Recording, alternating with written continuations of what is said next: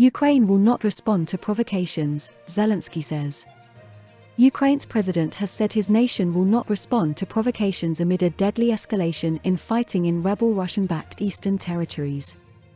But Volodymyr Zelensky told world leaders Ukraine would defend itself against Russian aggression.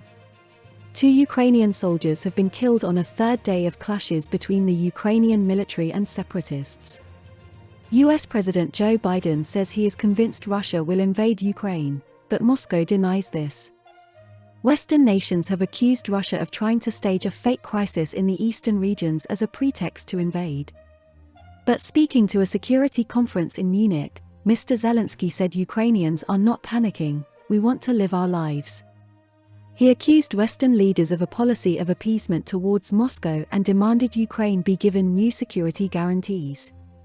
Mr. Zelensky had traveled to Munich despite being warned by US officials that it was unsafe to leave his country. He's made his comments as monitors reported a dramatic increase in attacks along the line dividing rebel and government forces in eastern Ukraine. Monitors said there were more than 1,400 explosions in the breakaway Donetsk and Luhansk regions on Saturday alone. Denis Monastersky, the Ukrainian interior minister, had to be hurried into a bomb shelter after coming under shellfire while he was touring the front lines. Separatists in the self-declared People's Republics of Donetsk and Luhansk have ordered a mobilization of all men of fighting age and urged other civilians to evacuate to Russia. The separatists claimed, without providing evidence, that Ukraine was planning to attack. Many did not comply with the evacuation order, instead remaining at their homes. Russian media released a series of unverified reports of attacks or attempted attacks inside separatist-held territory on Saturday.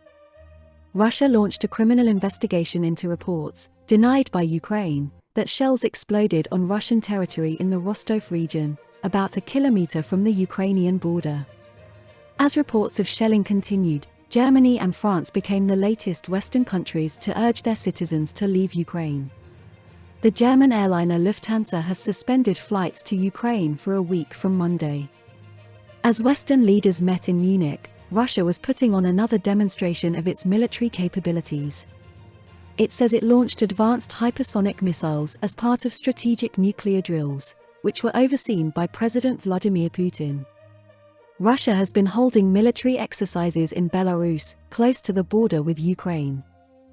The drills followed a buildup of Russian troops estimated by the US to be between 169,000 and 190,000, which includes separatist fighters in the rebel Ukraine regions along Ukraine's borders.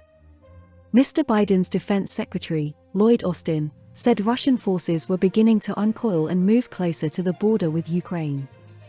In an earlier speech to the conference, US Vice President Kamala Harris accused Moscow of trying to create a fake pretext for invading Ukraine and warned the consequences for Russia would be severe and swift.